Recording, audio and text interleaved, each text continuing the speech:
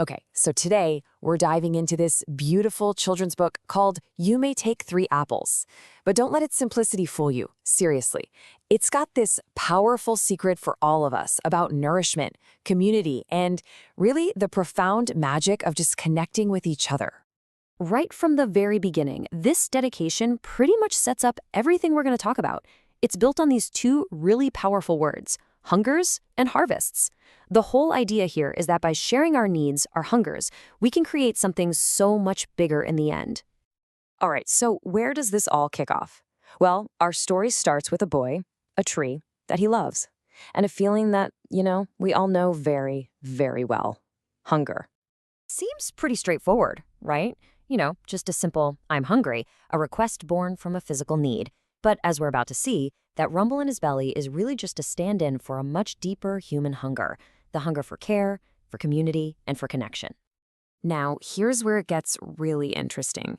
The tree's answer is not what the boy expects at all. Instead of giving him what he wants right away, he's sent on this quest that's going to require a ton of patience and a whole lot of trust. So notice this. He doesn't get to eat the apples. The very first step isn't about him. It's not about satisfying his own hunger. It's about following a process, trusting the tree, and starting this journey with just 3 apples in his hands. And the journey continues. He gets to the river, and again he's told no, and his little collection of provisions starts to grow. So now he's got apples and fish, but he's still waiting, still trusting, and yeah, he's still hungry. And at his very next stop, you can feel his perspective starting to shift. And this is just a brilliant moment. It's a huge shift. Suddenly, it's not just about him anymore. He feels sad for his hungry friends. You can see the goal is getting so much bigger than just filling his own belly. It's about a need that everyone in his community shares. So right when you think this whole thing is just about, collecting ingredients, a brand new element gets introduced and it changes absolutely everything. Someone else shows up, and that just totally changes the game. This isn't a one-man mission anymore. It's about to become a shared experience. That hunger, it's not just his problem now. It's something they carried together. And that, right there, makes all the difference in the world. And check out this detail because it's super important.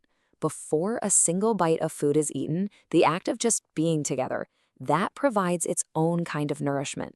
They're resting, they're chatting, they're sharing a quiet moment. This connection, that's the first part of the real feast.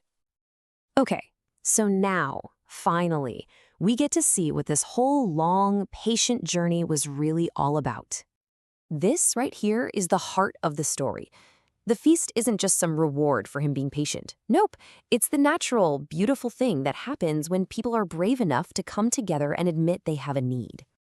So all those ingredients he gathered along the way are finally turned into a meal. And look, it's not just one person doing the work, it's everyone. They're chopping, cooking, and roasting all together. The prep itself is just as communal as the meal is going to be. I just love this line. It captures everything perfectly.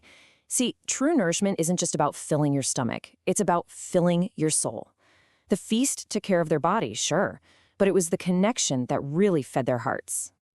And what's so great is the book doesn't just end there with a lovely story. It actually gives us a simple, practical guide, a roadmap really, to create this exact kind of connection in our own lives. And it really just boils down to these 2 beautiful and simple actions we can all do. First, share some food. And look, it doesn't have to be some fancy 5-course meal. Just use what you have. And then, just as important, share your hearts. Really, truly listen to each other. And this is maybe the most important part. This isn't a one-and-done kind of thing. It's a continuous practice.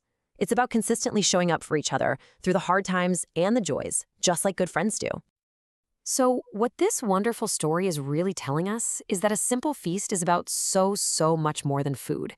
It's about recognizing that we all have hungers and that the best harvests, they're always the ones we share.